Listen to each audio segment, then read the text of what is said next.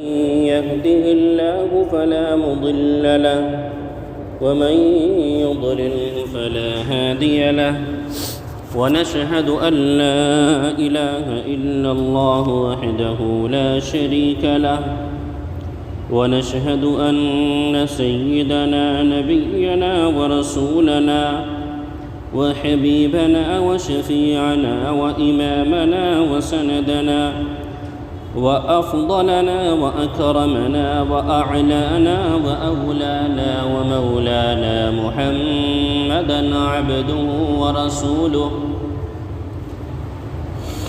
صلى الله تعالى عليه وعلى آله وأصحابه وأزواجه وذرياته وبارك وسلم تسليمًا كثيرًا كثيرًا.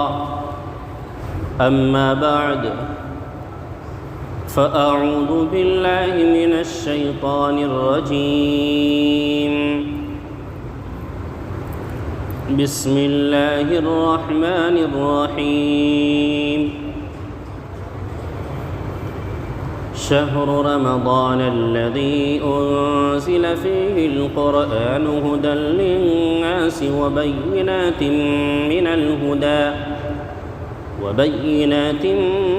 من الهدى والفرقان فمن شهد منكم الشهر فليصم. وقال النبي صلى الله تعالى عليه وسلم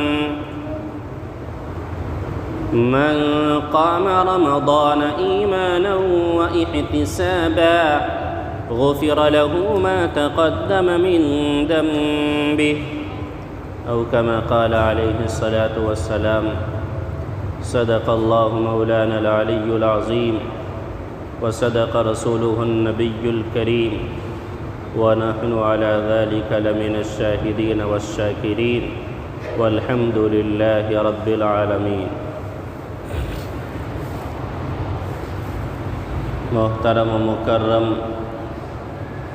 معزز و موقر حاضرین گرامی، بھائیوں، بزرگوں، دوستوں اور ساتھی،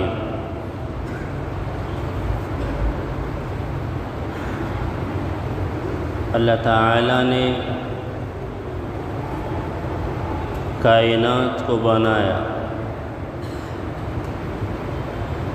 کائنات کے اندر بے شمار مخلوقات کو بنایا. ساری مخلوقات میں انسان کو اشرف المخلوقات بنایا اور اس انسان کی اللہ تبارک و تعالیٰ نے اس طور پر تخلیق فرمائی کہ دونوں مادے اس کے اندر اللہ نے رکھے، شر کا بھی اور خیر کا. جوہر عقل عطا فرمایا، اچھے برے کی تمیز اور قوت گویائی نطق، بے شمار صفات ہیں جو انسانی مخلوق کے ساتھ خاص ہیں، جو اس مخلوق کو دیگر ساری مخلوق سے ممتاز بناتی، منفرد و یکتا بناتی، الگ اور تنہا اور علیحدہ کر دیتی. دونوں مادے اس کے اندر رکھ دیے. اگر یہ خیر کرے گا، بھلائی کرے گا، اچھائی کرے گا،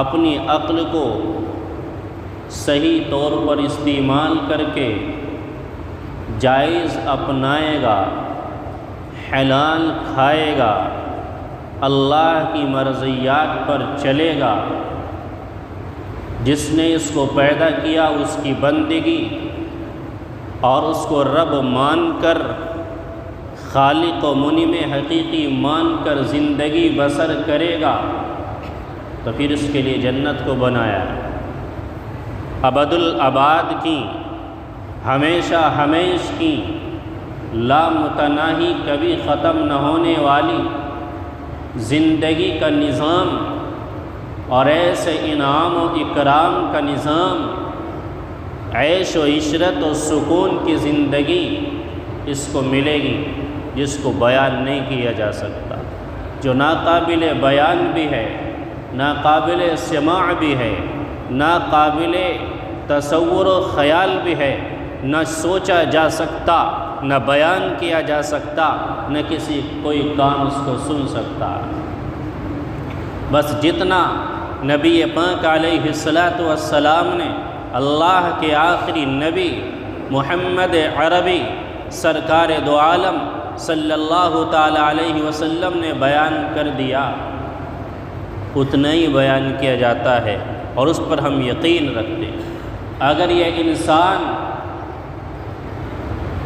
شریر بنا، برائی کو اپنایا اور مادہ شر کو اس نے ابھارا اور اس کی تقلید کی اور شیطان کے اتباع کی، نفس کے نفسانی خواہشات کا اتباع کیا، ناجائز کاموں کے اندر پڑا، بدکاری اور حرام کاریوں کے اندر زندگی بسر کی، غفلت اور لاپرواہی کے اندر اس زندگی کو گزارا اور نافرمانی اور اللہ تبارک و تعالیٰ کے احکام کی پامانی اس نے کی، تو پھر اللہ وحدہ لا شریک لہ نے اس کے لیے جہنم کو بنایا، ہمیشہ ہمیش کی تکلیف کی زندگی، عذاب کی زندگی اور پریشانیوں کی زندگی، ایسا عذاب ناقابل بیان، ایسا خطرناک عذاب جو کسی کان نے نہیں سنا، ایسا خطرناک عذاب کہ جو کسی نے سوچا نہیں، ایسا عذاب جس کو اللہ نے وَلَعَذَابُ الْآخِرَةِ اکبر کہا۔ آخرت کا عذاب بڑا خطرناک ہے، بڑا بھیانک ہے اور بڑا تکلیف دہ ہے، بڑا دکھ اور درد اور المناک ہے۔ میرے بھائی، بزرگ اور دوستو، یہ سلسلہ، یہ نظام اللہ نے انسان کے لیے بنایا اور دوسری مخلوق جنات کے لیے بنایا۔ اصل انسان اور کسی مخلوق کے لیے نظام قائم نہیں کیا گیا۔ معلوم یہ ہوا کہ اللہ کے نزدیک انسان اعلیٰ، اشرف اور سب سے بہتر مخلوق ہے۔ اللہ نہیں چاہتا کہ انسان دیگر مخلوق کی طرح فنا ہو جائے، ختم ہو جائے۔ جیسے دوسری مخلوق ہے، دیگر مخلوقات ہیں، وہ دنیا کے اندر آتی ہیں، ان کو ایک زندگی ملتی ہے، جینے کے لیے سانسیں ان کو مہیا کی جاتی ہیں، غذا ان کو ملتی ہے، اور پیٹ بھرنا اور نفسانی خواہشات کا پورا کرنا، بس ان کا یہی مقصد۔ دنیا کی زندگی ختم، وہ بھی ختم اور فنا، کوئی حق حساب نہیں، کوئی جزا سزا کا نظام نہیں، کوئی جنت جہنم کا فیصلہ نہیں، ان کے اوپر کسی قسم کی کوئی تکلیف نہیں، ان کے وہ کوئی کسی عمل کے مکلف نہیں۔ لیکن انسان کو نہیں چھوڑا گیا، اس لیے کہ آخرت میں دنیا کی زندگی ختم ہونے کے بعد میں اس کو زندہ کر کے اللہ کے سامنے لایا جائے گا، حاضر کیا جائے گا، ایک ایک نعمت کا سوال ہوگا، ایک ایک اللہ کے حکم کا سوال ہوگا، ایک ایک فرض کے بارے میں سوال ہوگا، واجبات کے بارے میں سوال ہوگا۔ اللہ نے جو احکام بذریعہ وحی، بذریعہ نبی دنیا کے اندر تمہارے اوپر بھیجے تھے اور بیان کیے گئے تھے، تم نے ان پر کیا عمل کیا؟ اللہ نہیں چاہتا کہ اس کو پیدا کر کے یوں چھوڑ دیا جائے اور فنا کے گھاٹ دیگر مخلوق کی طرح اتار دیا جائے اور ختم نہیں، بلکہ اس کو تو ہمیشہ ہمیشہ باقی رہنا۔ اللہ وہ ہے، اللہ کی ذات واجب الوجود وہ ہے جو ازل سے ہے، ابد تک ہے۔ اس کی اللہ وحدہ لا شریک لہ کا کہ ابتدا کا کوئی کنارہ نہیں، اس کی انتہا کا بھی کوئی کنارہ نہیں۔ لیکن انسان ایسی مخلوق بنائی جس کے ابتدا کا تو پتہ ہے، ابتدا کا تو کنارہ ہے، انتہا میں اس کا بھی کوئی کنارہ نہیں۔ خالدین فیہا ابدا اس کو ایسی زندگی دی جائے گی جو کبھی ختم نہیں ہوگی، ایسی زندگی عطا کی جائے گی جو کبھی فنا نہیں ہوگی۔ میرے بھائی بزرگ اور دوستو، انتہا کے اعتبار سے ہماری زندگی بھی ابد الآباد کی زندگی ہے۔ ساری مخلوق کو ختم کر دیا جائے گا، فنا کر دیا جائے گا، فرشتوں کو فنا کر دیا جائے گا۔ ملک الموت فرشتہ جس نے بے شمار انسانوں کی روحوں کو قبض کیا ہوگا، اس کو بھی مینڈے کی شکل میں لا کر کے ذبح کر کے موت کے گھاٹ اتر دیا جائے گا، لیکن انسان کو ایسی زندگی ملے گی جو کبھی ختم نہیں ہوگی۔ اس زندگی کے لیے یہ دنیا کی مختصر سی زندگی ہمیں ملی۔ بھائی بزرگ اور دوستو، اس کے اندر ہمیں آخرت کی زندگی کو بنانا ہوتا ہے، سنوارنا ہوتا ہے۔ طالب علمانہ جو زندگی ہوتی ہے اسٹوڈنٹ کی، وہ زندگی پابندی کی ہوتی ہے، وہ زندگی منمانی کی نہیں ہوتی۔ اس کو ٹائم پر اسکول جانا ہے، ٹائم پر اپنے تعلیمی ادارے کے اندر پہنچنا ہے، اساتذہ اور اپنے ٹیچرز کے مطابق اور ان کی بتائی گئی تعلیمات کے مطابق اور ان کی طرف سے انتظامیہ کی طرف سے دیے گئے نظام کے مطابق اسے حاضر ہو کر زندگی بسر کرنی ہے۔ مختصر سی زندگی کے بعد جب اس کو ڈگری ملتی ہے، اس کو سرٹیفکیٹ کامیابی کا ملتا ہے، پھر اس کی زندگی عیش و آرام کی شروع ہوتی ہے اور آزادانہ زندگی شروع ہوتی ہے۔ ٹھیک اسی طریقے سے دنیا کی زندگی ہماری اپنی مرضی کی نہیں ہے۔ طالب علم اگر اپنی مرضی چلائے گا، اپنی منمانی کرے گا، کوئی بھی عقل مند انسان نہیں ہے جس سے پوچھے وہ یہ کہے کہ کامیاب ہو جائے گا۔ اگر ذرا سی بھی عقل و ہوش باقی ہے، ہر کوئی یہی کہے گا وہ ناکام ہوگا اور وہ کامیاب نہیں ہو سکتا، اچھی زندگی بسر نہیں کر سکتا۔ میرے بھائی بزرگ اور دوستو، سب سے بڑا امتحان ہمارے پاس یہ دنیا کی زندگی ہے، امتحان کا آزمائش کی زندگی ہے۔ اگر ہم نے اس کو لاابالی پن میں، لاپرواہی میں، غفلت میں، منمانہ طریقے پر، آزادانہ طور پر، نفسانی خواہشات اور اپنی جی چاہی طور پر روش پر زندگی کو گزارا تو ناکام ہو جائے گا۔ اور اگر یہ دنیا کی زندگی میں ہم نے اس دور کے اندر اللہ کے احکام کی پابندی کر لی، کچھ مشکلات کو برداشت کر لیا، اپنے جی کو اور دل کو، نفسانی خواہشات کو کچل دیا اور اس کو رون دیا، اللہ کی مرضی کے مطابق مختصر سی زندگی گزار دی، تو ہمارے سامنے آنے والی لامحدود زندگی ایسی ہوگی جس کے اندر کوئی تکلیف نہیں، کوئی تکلف نہیں، کوئی عذاب نہیں، عیش ہی عیش ہوگا۔ فَهُوَ فِي عِيشَةٍ رَاضِيَةٍ، جس کا پلڑا نیکیوں کا، اللہ کی مرضی کے مطابق زندگی گزارنے والے اعمال کا بھاری ہو جائے گا۔ اللہ فرماتے فَهُوَ فِي عِيشَةٍ رَاضِيَةٍ، وہ ہمیشہ ہمیشہ کے لیے خوشی کی زندگی میں ہوگا، اپنی مرضی کی زندگی میں ہوگا۔ وَأَمَّا مَنْ خَفَّتْ مَوَازِينُهُ فَأُمُّهُ هَاوِيَةٌ، اور اگر نیکیوں کا پلڑا ہلکا ہو گیا، برائیوں کا پلڑا بھاری ہو گیا، تو فرمایا جس کا وزن ہلکا ہو جائے گا نیکیوں کا، اس کا ٹھکانہ ہاویہ ہے۔ وما ادراک ما ہی نار حامیہ، آپ کو معلوم ہے ہاویہ کیا ہے؟ ایسی بھڑکتی ہوئی آگ ہے کہ جو انسان کو جلا کر کے جھلس کر کے راکھ کر دے گی، اور اس کی کیفیت یہ ہے کہ انسان مرے گا نہیں، لا يموت فيها ولا يحيا كلما نضجت جلودهم بدلناهم جلودا غيرها ليذوقوا العذاب، ادھر سے چمڑے اور کھال جلے گی، ادھر سے نئی پیدا ہو جائے گی تاکہ عذاب کا احساس اور ذائقہ ملتا رہے اور مزہ انسان چکھتا رہے۔ اللہ رب العزت ہم سب کو عذاب سے، نار دوزخ سے محفوظ فرمائے۔ اللہ نے ہمیں بار بار زندگی کے اندر موقع عطا فرمایا، بے شمار ایام میں سے اللہ نے ہمارے لیے گناہوں سے معافی کا، توبہ کا، اپنی طرف رجوع کا ایسا نظام دیا، ایسے مواقع دیے جس کے اندر ہم اللہ کو راضی کر سکتے ہیں اور اپنا معاملہ سلجھا سکتے ہیں اور گناہوں سے توبہ کر کے اللہ کی فرما برداری میں زندگی بسر کر سکتے ہیں۔ اللہ معاف کرنے پر قادر ہے۔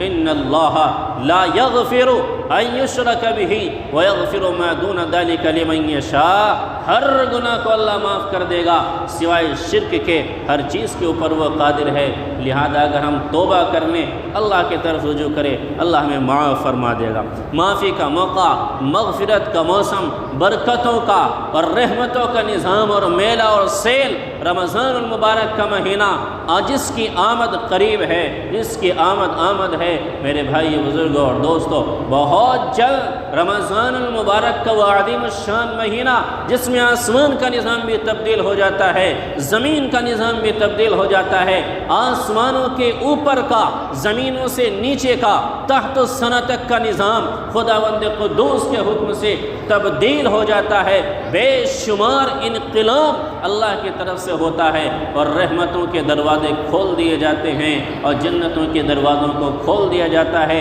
جہنم کے دروازوں کو بند کر دیا جاتا ہے، مردوں کے عذاب کو ختم کر دیا جاتا ہے، شیاطین سرکش کو قید کر دیا جاتا ہے اور رحمتوں کے فرشتوں کا نزول بارشوں کی طرح رحمت والے فرشتے لے کر کے اترتے ہیں اور روزے داروں کے روزوں کی دعاؤں پر آمین کہتے ہیں۔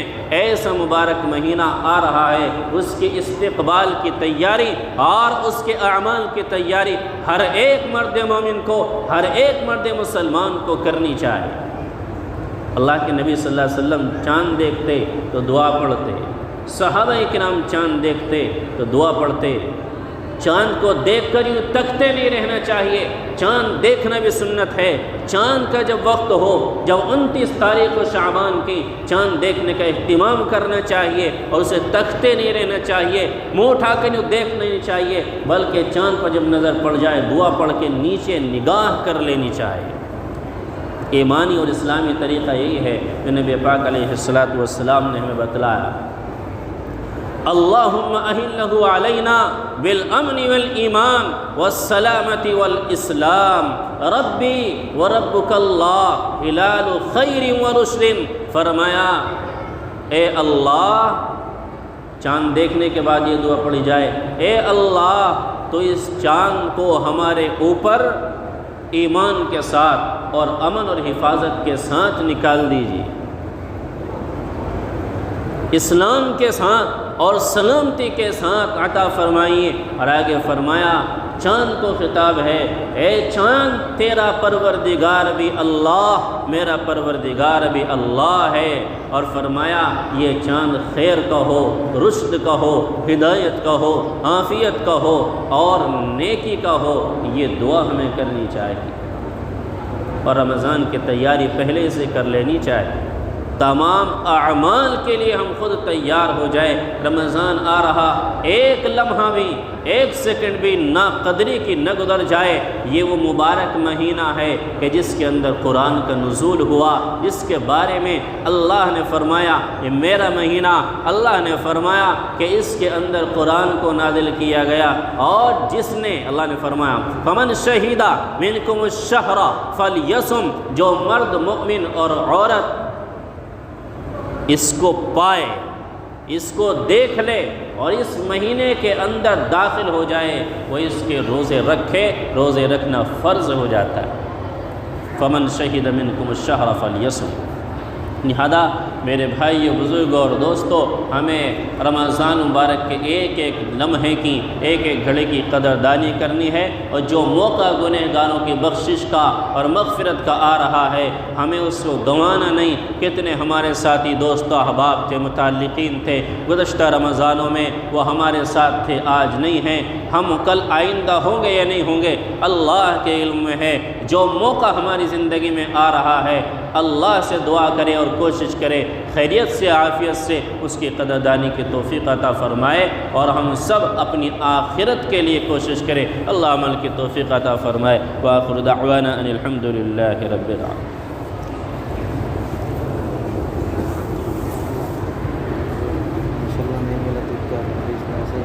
ایسے پڑھانے گھڑی نہیں چل رہی ادھر کی،